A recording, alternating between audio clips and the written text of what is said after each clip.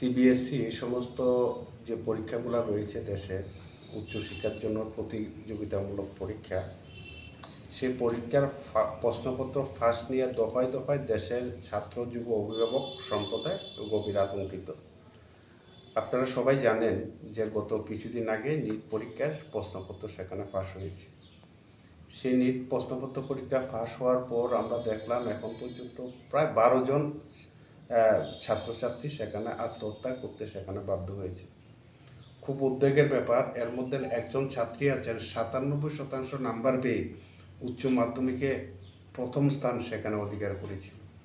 কতটুকু মেধা ছাত্রী আপনারা চিন্তা করুন। একমাত্র কারণ কি? নিটের প্রশ্নপত্র সেখানে পরীক্ষা প্রশ্নপত্র ফাঁস।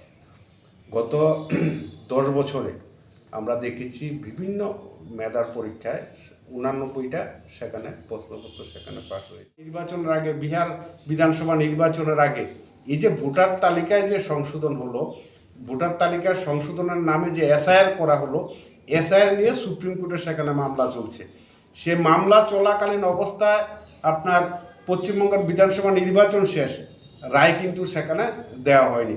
ঠিক সেইভাবে এই যে নিট পরীক্ষার কেলেঙ্কারি, সেটা নিয়ে যখন সুপ্রিম কোর্টে সেখানে মামলা চলছে তদন্তের জন্য, আমরা দেখলাম গতকালকে নিট পরীক্ষায় এক্সাম সেখানে হয়েছে, সুপ্রিম কোর্টে মামলা চলছে।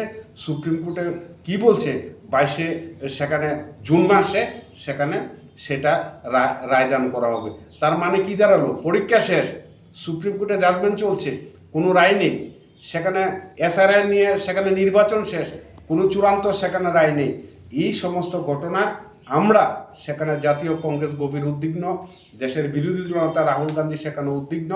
আমরা অবিলম্বে সেখানে দাবি করছি, হার সেখানে ঊর্ধ্বমুখী। 9.7% 15 থেকে 29 বছর বয়সের বেকার, 9.9% শহরে এই মাত্রা, 13.9% মহিলাদের ক্ষেত্রে আরও বেশি। অথচ কেন্দ্রীয় সরকার বিভিন্ন দপ্তরে এখনও শূন্যপদ 9.64 লক্ষ। আপনারা ভাবতে পারেন কি পরিমাণে সেখানে শূন্যপদ রয়েছে। অথচ এই সরকার ক্ষমতা আসার আগে সেখানে বলেছিল বছরে 2 কোটি বেকারের সেখানে কর্মসংস্থান ব্যবস্থা করবে। আজকে 12 বছর সেখানে মোদী সরকারের পূর্ণ হলো, 12 বছরে 24 কোটি বেকারের কর্মসংস্থান হওয়ার কথা, কিন্তু আমরা দেখছি বিভিন্ন দপ্তরে সেখানে শত শত শূন্যপদ পড়ে আছে।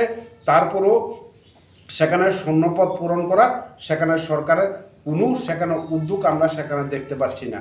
আপনার রেলওয়ে দপ্তরে সেখানে শূন্যপদ রয়েছে, সেখানে আপনার ব্যাংক সেক্টরে সেখানে শূন্যপদ রয়েছে। সেই সমস্ত শূন্যপদ পূরণ করার সরকারের কোনো সেখানে উদ্যোগ গ্রহণ করছে না। খুব অবাক করার বিষয়, আপনারা জানেন যে আমাদের এই দেশের মধ্যে পেট্রোল এবং ডিজেলের দাম সেখানে ঊর্ধ্বমুখী।